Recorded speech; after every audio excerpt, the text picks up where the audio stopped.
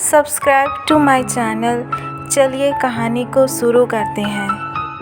उत्तर प्रदेश के एक छोटे से गांव में जूही नाम की एक लड़की थी जिसका परिवार गरीब था, लेकिन जूही पढ़ी लिखी होने के साथ साथ काफ़ी सुंदर भी थी। जूही के परिवार वाले चिंतित थे कि उसकी बेटी की शादी एक अच्छे लड़के और संपन्न परिवार के साथ हो जाता तो हम भी खुशी से रहते।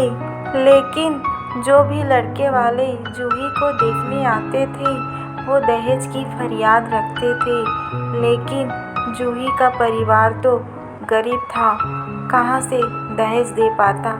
इस कारण बहुत रिश्ते आए और चले भी गए। फिर एक दिन रमेश नाम का लड़का रिश्ता लेकर आया। उसको जूही बहुत पसंद आई। जूही को भी रमेश पसंद आ गया।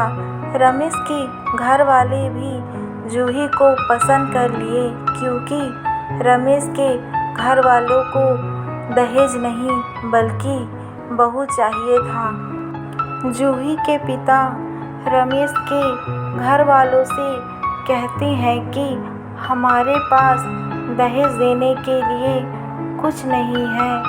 ये बात सुनकर रमेश के घर वाले बोलते हैं कि हमें तो बस आपकी बेटी चाहिए और कुछ नहीं। ये बात सुनकर जूही के पिता की आंखों से खुशी के आंसू आ जाते हैं और दोनों का रिश्ता तय हो जाता है। दोनों की शादी को धूमधाम से साधारण तरीकों से दोनों परिवार मिलकर करते हैं। देखते ही देखते रमेश और जूही की शादी को 2 महीने पूरे हो जाते हैं। तभी एक दिन रमेश को एक लेटर आता है। वो लेटर एक बड़ी कंपनी से जॉब के लिए ज्वाइनिंग लेटर होता है। इस ऑफ़र के बारे में रमेश अपने घर वालों को बताता है। रमेश के घर वाले ये बात सुनकर बहुत खुश होते हैं और जूही मिठाई लेकर आती है और सबका मुंह मीठा करवाती है। रमेश के माता पिता जूही को बोलते हैं, तू हमारे घर की लक्ष्मी है। तेरे घर आने से ही हमारे घर इतनी बड़ी खुशी आई है। तू हमारे घर की लक्ष्मी है बेटी। ये जॉब का ऑफ़र मुंबई की बड़ी कंपनी से है, तो रमेश अपने माता पिता को बोलता है कि हमें मुंबई जाना होगा। तब रमेश की माँ बोलती है, तू और बहू करके जाओ बेटा, हमें यहाँ रहकर खेती बाड़ी और यहाँ घर की देख रेख करनी है। यहाँ भी तो किसी को रहना ज़रूरी है। हम दोनों बीच बीच में आते रहेंगे तुम दोनों से मिलने। रमेश अपनी माँ से कहता है, ठीक है माँ, जैसा तुम कहो। रमेश और जूही मुंबई जाने की तैयारी करने लगते हैं। दोनों बैग लेकर बाहर आते हैं और दोनों माता पिता को आशीर्वाद लेकर मुंबई चले जाते हैं। मुंबई जाने के बाद रमेश को कंपनी के तरफ से घर मिलता है।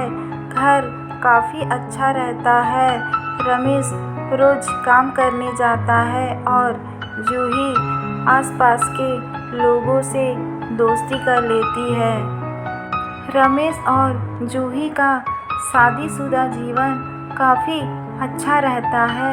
देखते ही देखते दोनों की शादी को 2 साल बीत जाता है, लेकिन जूही गर्भवती नहीं हो पाती है।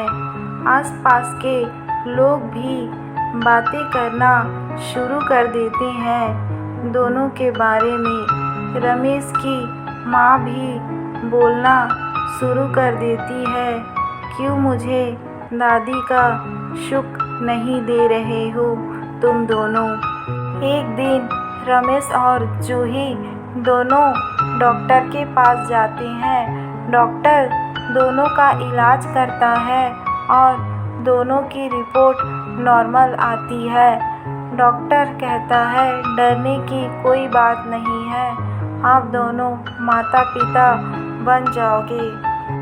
ये बात सुनकर दोनों थोड़ा चिंता मुक्त होते हैं और दोनों घर वापस आ जाते हैं। देखते ही देखते दोनों की शादी को 5 साल बीत जाता है, लेकिन दोनों माता पिता नहीं बन पाते हैं। क्या रमेश और जूही कभी माता पिता बन पाएंगे? आगे की कहानी अगले पार्ट में होगी। आगे की कहानी जानने के लिए मेरे चैनल मिस सायरा को सब्सक्राइब कर दीजिए, ताकि आपको पहले नोटिफिकेशन मिल जाए आगे की कहानी अगले पार्ट में। Thank you.